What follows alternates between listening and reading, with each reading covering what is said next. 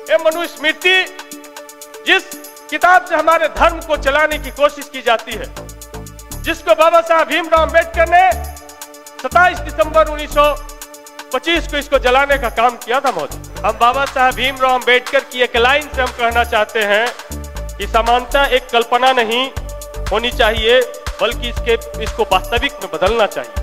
कभी भी अनुसूचित जाति के जो मंत्री होते हैं, जिस दिन उनका बजट होता है, उनको आगे के रो में नहीं बैठाया जाता महोदय। एक कैसा भेदभाव है। आज आप माननीय बन जाइए, इस देश के राष्ट्रपति बन जाइए, इस देश के उप प्रधानमंत्री बन जाइए, किसी राज्य का मुख्यमंत्री बन जाइए, लेकिन आप अनुसूचित जाति हैं, ये आपको बार बार एहसास कराया जाता है। नमस्कार, तुमच्या सर्वांचं स्वागत करतोय आपल्या चॅनलवर। सध्या सोशल मीडियावरती व्हिडिओ मोठ्या प्रमाणात व्हायरल होत आहे। तो व्हिडिओ व्हायरल होत आहे सतीश कुमार यांचा, जे की मगदमपूर या ठिकाणचे आमदार आहे। मित्रांनो, त्यांनी ज्या बिहारच्या विधानसभेमध्ये चांगलंच भाषण केले। त्या ठिकाणी बोलत असताना त्यांनी बौद्ध समाजाचे अनेक प्रश्न मांडले, मागासवर्गीयांचे त्या ठिकाणी प्रश्न मांडले। त्याचसोबत त्या ठिकाणी बोलत असताना त्यांनी ज्या चांगलाच त्या ठिकाणी सरकारवरती निशाणा साधला। आजपर्यंत जे आहे बौद्ध लोक असतील किंवा मागासवर्गीय जे लोक असतील, यांचे आमदार, खासदार किंवा त्यांचे जे नेते आहेत, त्यांना नेहमीच मागच्या सीटवरती बसविलं जातं। हा जातीवाद कुठपर्यंत आणि केव्हापर्यंत चालणार आहे, यावरती देखील त्यांनी प्रश्न विचारला। त्यासोबत बोलत असताना त्यांनी मनुस्मृतीबद्दल देखील बोललेले आहे। या जे बौद्ध समाजाचे मागासवर्गीयाचे जे नेते असतात किंवा आमदार, खासदार असतात, त्यांना पाठीमागे बसविण्यासाठी मनुस्मृतीतील काही नियम लागू करता की काय, असं देखील त्या ठिकाणी ते बोलले। त्यासोबत बोलत असताना बौद्ध गया या ठिकाणी ज्या मंदिरावरती जे काही चालू आहे मित्रांनो, त्यासोबत त्यावरती देखील त्यांनी मोठ्या प्रमाणात त्या ठिकाणी खुलासा केलाय। तर चला पाहूया ते नेमके काय म्हणालेत। महोदय, अनुसूचित जाति का भी पूरक बजट आज उसके साथ है, और मुझे बार बार सदन में आज के 5वीं बजट हमने देखा है। कभी भी अनुसूचित जाति के जो मंत्री होते हैं, जिस दिन उनका बजट होता है, उनको आगे के रो में नहीं बैठाया जाता महोदय। एक कैसा भेदभाव है। कम से कम जिनका बजट हो उस दिन तो अनुसूचित जाति को सम्मान दिया जाए कि भाई आपका बजट है, आप आगे आके बैठ जाइए। तो ये सरकार की मंशा दिखाता है कि अनुसूचित जाति के प्रति इनकी क्या नजरिया है। और आज बिहार में एक तकिया कलाम बन गया है कि 2005 के पहले क्या था, कुछ था जी, एक तकिया कलाम बन गया। तो हम 2005 के पहले हम बिहार को लेकर के जाना चाहते हैं, और इसकी शुरुआत हम बाबा साहब भीमराव अंबेडकर की एक लाइन से हम कहना चाहते हैं कि समानता एक कल्पना नहीं होनी चाहिए, बल्कि इसको वास्तविक में बदलना चाहिए। तो समानता ये स्पष्ट रूप से दिखता है। समानता, आज आप माननीय बन जाइए, इस देश के राष्ट्रपति बन जाइए, इस देश के उप प्रधानमंत्री बन जाइए, किसी राज्य का मुख्यमंत्री बन जाइए, लेकिन आप अनुसूचित जाति हैं, ये आपको बार बार एहसास कराया जाता है। आपको एहसास कराया जाता है कि इस मनुवादी व्यवस्था में 6743 जाति में आपका पोजीशन क्या है, ये आपको बताया जाता है। तो हम एक कहना चाहते हैं महोदय, हम एक कहना चाहते हैं, हम अपनी पीड़ा आज बयां करने के लिए आए हैं कि पत्थर भी दूध पीते हैं, पानी में दूध बहाते हैं, हमारे बच्चे भूख पेट जोड़ जोड़ चिल्लाते हैं। ये स्थिति इस देश की है महोदय, और ये स्थिति आज से नहीं है। यदि हम इसकी चर्चा करें तो आज हम लेके आए हैं हिंदू लॉ बुक, ये मनुस्मृति जिस किताब से हमारे धर्म को चलाने की कोशिश की जाती है, जिसको बाबा साहब भीमराव अंबेडकर ने 27 दिसंबर 1925 को इसको जलाने का काम किया था महोदय। ये जो मनुस्मृति है, ये भारत सरकार ने सेंट्रल केंद्रीय विश्वविद्यालय में इसको पढ़ाने की इजाजत दी है। हम इसकी चर्चा करना चाहते हैं महोदय।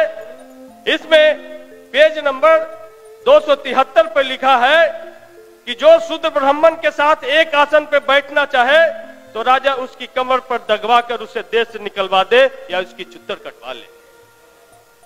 एक कहता है महोदय, पेज नंबर 271 पे लिखता है कि शूद्र यदि द्विजातियों से कठोर वचन कहे तो उसे जीभा छेदन दंड दिया जाएगा, क्योंकि वह अधम है, पैर से उत्पन्न हुआ।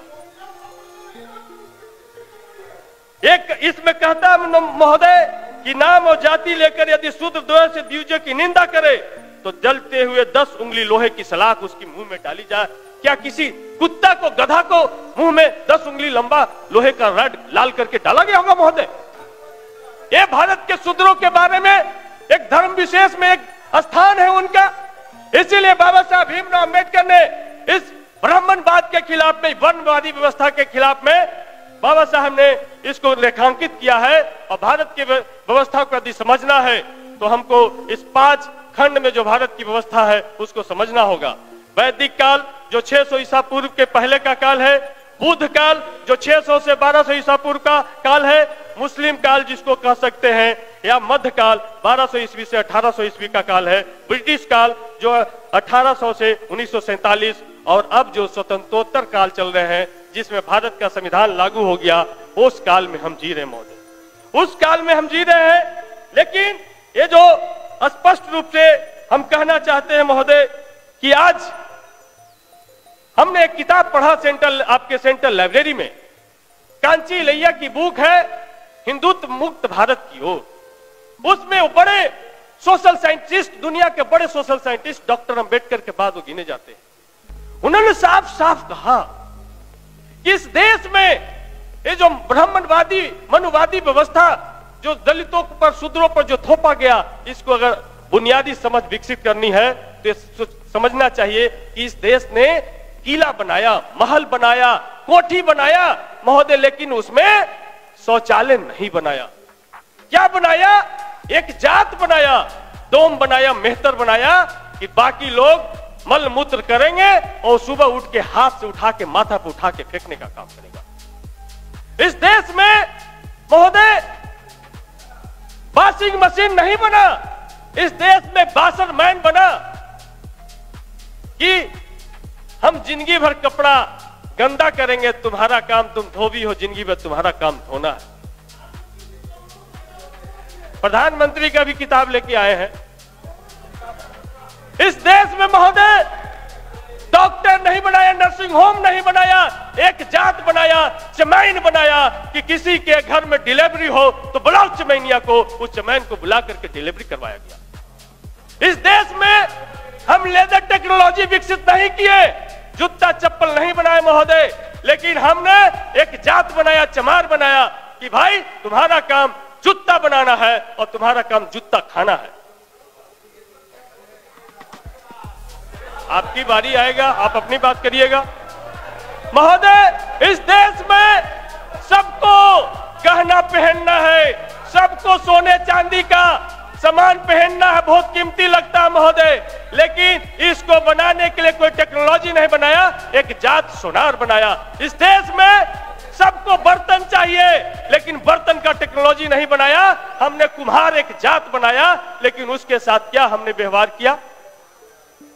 इस देश में हेयर कटिंग सर्जरी हमने विकसित नहीं किया, इस देश में हमने हेयर कटिंग सर्जरी हमने विकसित नहीं किया, हमने एक जात बनाया, नाई बनाया, ठाकुर बनाया कि तुम्हारा काम जीवन भर हमारा बाल और नाखून काटना है।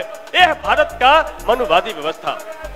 उस मनुवादी व्यवस्था के खिलाफ दलित, शोषित, पीड़ित आज लड़ करके यहां तक पहुंचे हैं। और आज हम अपने अनुसूचित जाति जनजाति कल्याण मंत्री जी को धन्यवाद देते हैं कि उन्होंने कम से कम देर से ही सही, लेकिन हम लोग लगातार मांग कर रहे थे कि इस देश में सावित्रीबाई फुले की पहचान होनी चाहिए, और उन्होंने हर एक जिला में 100 बेड का सावित्रीबाई फुले बालिका छात्रावास बनाने का ऐलान किया। लेकिन महोदय काफी है, हम हर एक प्रखंड में कॉलेज महाविद्यालय खोलने की बात कर रहे हैं और 100 बच्चियों के लिए हम जिला में आवासन की व्यवस्था कर रहे हैं। यहाँ जात पूछ करके डेरा नहीं मिलता महोदय। हम विधायक बन गए, हमको 3 महीना तक कोई डेरा नहीं दिया, तो जा करके अंतिम छोर पर हमको रहना पड़ा। ये सच्चाई है इस देश का महोदय। इसलिए महोदय कम से कम ये जो सावित्रीबाई फुले जो छात्रावास जो बन रहा महोदय, इसका कम से कम 1000 बेड किया जाना चाहिए। और 1962 से 1956 से जो अनुसूचित जाति जनजाति छात्रावास इस राज्य में है, अंबेडकर छात्रावास उसका नाम हो गया है। आज भी उनका सीट का अलॉटमेंट 200, 100, 500 जो बड़े जिला है यहाँ तक हम पहुंच पाए हैं, जबकि 5000 से ज्यादा फॉर्म, 10,000 से ज्यादा फॉर्म एक जिले में आ रहे हैं। तो क्या इसकी कैपेसिटी नहीं बढ़ाई जानी चाहिए? क्या उसको मल्टी स्टोरेज नहीं बनाया जाना चाहिए? क्या उसमें लिफ्ट लगा करके हम अनुसूचित जाति के बच्चों को वर्ल्ड क्लास फैसिलिटी में हम नहीं रख सकते हैं? ये सरकार की प्राथमिकता में नहीं होनी चाहिए। इसलिए साथ हम कहना चाहते हैं, अभी स्पष्ट रूप से ये तो हमने मनुवाद का दंश बताया, लेकिन 2007 में अभी जो भारत के प्रधानमंत्री, यशस्वी प्रधानमंत्री लोग कहते हैं, उनका एक किताब प्रकाशित हुआ, कर्मयोगी।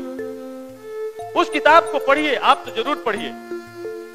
उस कर्मयोगी के बारे में नरेंद्र दामोदर दास मोदी जी ने लिखा कि भारत में मल मूत्र साफ करना, पैखाना साफ करना, गंदगी साफ करना, ये दलितों का परम कर्तव्य है। इसको साफ करके उनको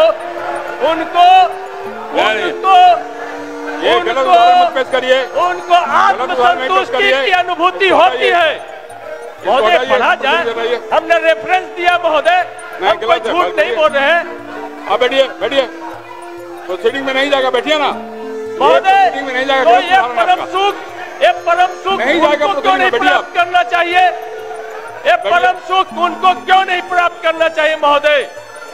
हम स्पष्ट रूप से कहना चाहते हैं कि ये परम सुख सिर्फ दलित तो पिछड़े ही प्राप्त करे। ये परम सुख उनको भी प्राप्त करना चाहिए, उनके मित्रों को प्राप्त करना चाहिए। ये है आरएसएस और बीजेपी की मानसिकता महोदय, ये हम बताना चाहते हैं। लेकिन दूसरे तरफ जो लालू फोबिया से जो ग्रसित है, जिस लालू यादव ने जब 1990 में जब इस राज्य की गद्दी संभाली,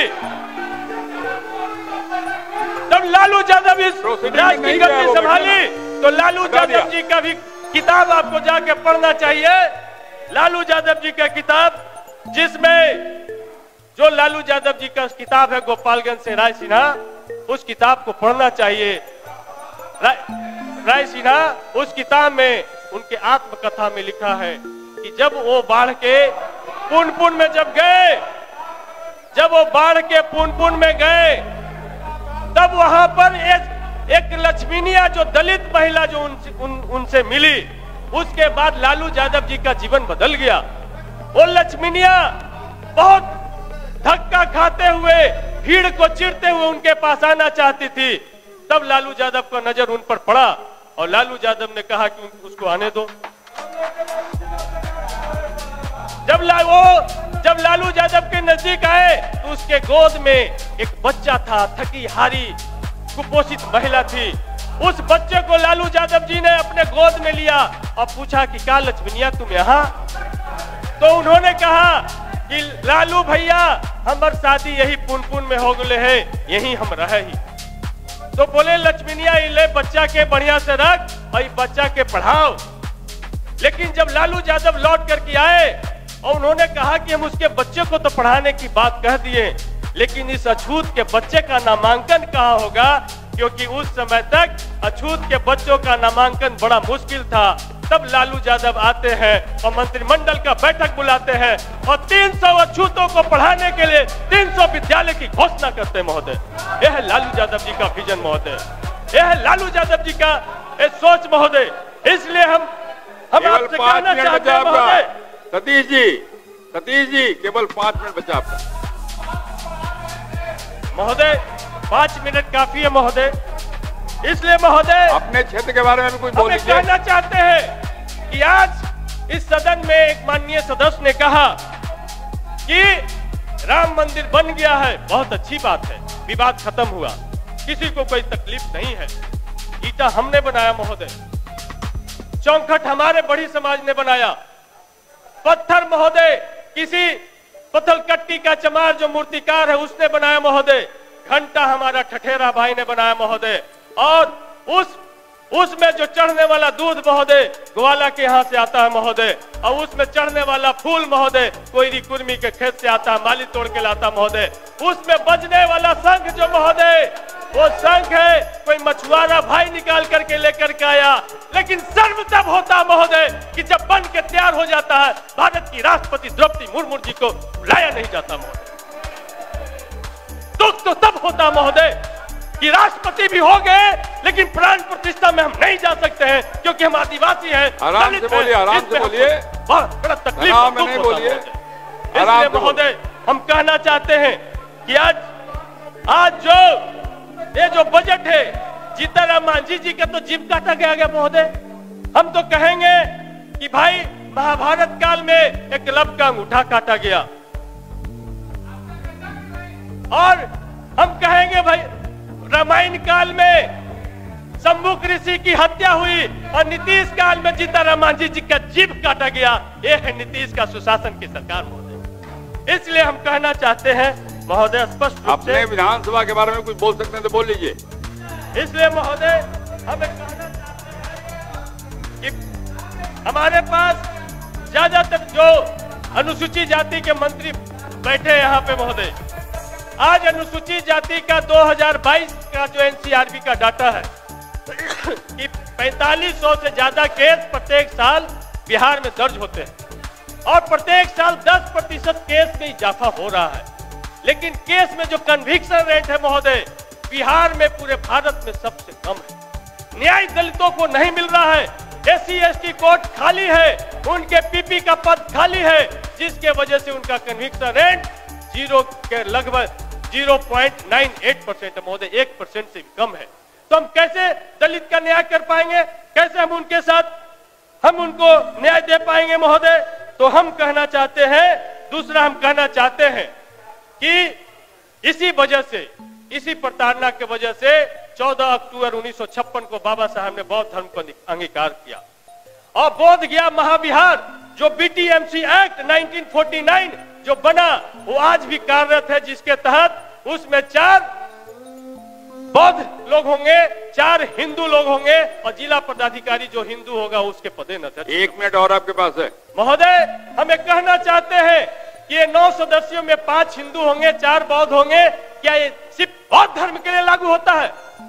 यदि ये लागू होता है, संविधान लागू हो गया तो BT एक्ट को खत्म करना चाहिए और उनको भी आर्टिकल 26 के तहत उनको भी धार्मिक स्वतंत्रता का अधिकार है, उन बौद्ध भाइयों को भी मिलना चाहिए। यदि नहीं ऐसा है तो हम तो मांग करते हैं सदन से कि अयोध्या मंदिर में भी इस्लाम धर्म के मानने वालों को मेंबर बनाया जाए, जैन धर्म के मानने वालों को मेंबर बनाया जाए, बौद्ध धर्म के मानने वालों को मेंबर बनाया जाए। ये सिर्फ बोध गया बिहार के लिए ये एक्ट क्यों काम कर रहा है? इसलिए हम कहना चाहते हैं महोदय कि आज बिहार में जो भूस्वामियों की जो स्थिति है उसमें 65% जो अनुसूचित जाति के लोग हैं उनके पास में खेती योग्य जमीन नहीं है। अब समाप्त करिए थोड़ा सा महोदय, 1 मिनट में अपनी बात, 1 मिनट में अपने क्षेत्र की बात यदि आप इजाजत दे तो रख ले महोदय। सरकार को बोलना है, 1 मिनट में हम अपनी बात को रख ले महोदय। हम सरकार को कुछ सजेशन देना चाहते हैं महोदय। अब नहीं, आपको पहले बताया था मैंने, समय खत्म हो रहा आपका। SC/ST थाना महोदय जिला लेवल पर है, अब समय आ गया है लखनदेव कुमार राव साहब मंडल लेवल पर स्थापित किया जाए। लखनदेव कुमार राव साहब आप समाप्त कर बैठ जाइए। आप सतीश जी बोलिए, बैठिए, आप बैठिए। रोशन जी बोलिए। अध्यक्ष महोदय,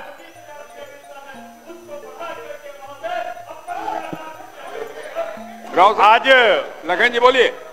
पथ निर्माण विभाग का